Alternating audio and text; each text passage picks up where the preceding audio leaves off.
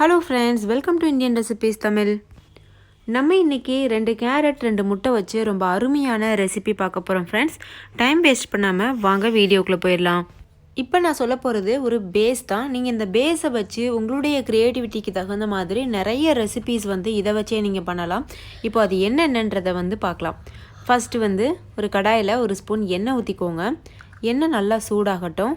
எண்ணெய் சூடானதுக்கு அப்புறமா அதில் ஒரு கைப்பிடி அளவுக்கு வெங்காயம் சேர்த்துக்கோங்க.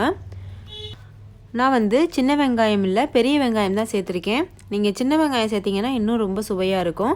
அடுத்தது ஒரு கைப்பிடி அளவுக்கு துருவின கேரட் சேர்த்துக்கோங்க. அதுக்கடுத்து ஒரு 2 பச்சை மிளகாயை பொடியாக நறுக்கி சேர்த்துட்டு நல்லா வதக்கி விட்டுக்கோங்க. இது ரொம்ப வதங்கணுன்ற அவசியம் கிடையாது. நல்லா ஒரு நிமிஷம் மட்டும் வதக்கிக்கிட்டிங்கன்னா போதும். இப்போ தேவையான அளவு உப்பு சேர்த்து மறுபடிக்கும் வதக்கிக்கோங்க. அதுக்கப்புறமா கொஞ்சம் போல் மிளகு சீரகத்தூள், நான் ஒரு ஸ்பூன் மிளகு, ஒரு ஸ்பூன் சீரகத்தை நுணுக்கி வச்சுருக்கேன், அதை சேர்த்துருக்கேன். சேர்த்துட்டு நல்லா கலந்து விட்டுக்கோங்க. கலந்துட்டு இந்த சமயத்தில் 2 முட்டை சேர்த்துக்கோங்க.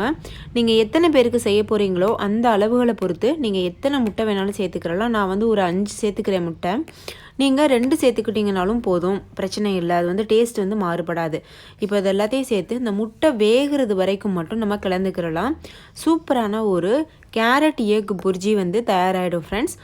முட்டை வெந்ததுக்கப்புறமா பாருங்கள் எவ்வளோ சூப்பராக இருக்குன்னு. நீங்கள் இதை அப்படியே சாதத்து கூட சர்வ் பண்ணலாம்.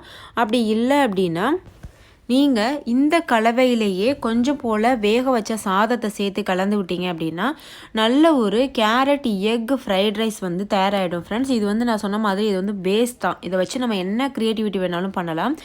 அதே போல் இந்த மாதிரி நீங்கள் வதக்காமல் வெங்காயம், பச்சை மிளகா, முட்டை, கேரட் இதெல்லாம் போட்டு நல்லா கலந்துக்கிட்டு அதை ஒரு பணியார குழியில் ஊற்றி எடுத்தீங்க அப்படின்னா நல்ல ஒரு டேஸ்டியான முட்டை கேரட் பணியாரம் தயாராகிடும். இப்படி நம்மளுடைய வசதிக்கு ஏற்ப இப்போ நான் சொன்ன பேஸ் வச்சு நீங்கள் உங்களுடைய க்ரியேட்டிவிட்டியில் எந்த ரெசிபி வேணாலும் தயார் பண்ணலாம்.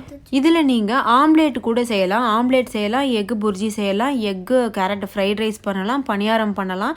இப்படி விதவிதமாக உங்களுக்கு பிடிச்ச மாதிரியான ரெசிபி செய்து அசத்தலாம். ஃப்ரெண்ட்ஸ், கண்டிப்பாக நீங்களும் ட்ரை பண்ணி பாருங்கள், உங்களுக்கு ரொம்ப பிடிக்கும். இன்னொரு நல்ல ரெசிபியோடு நான் உங்களை சந்திக்கிறேன். தேங்க்யூ, பாய்.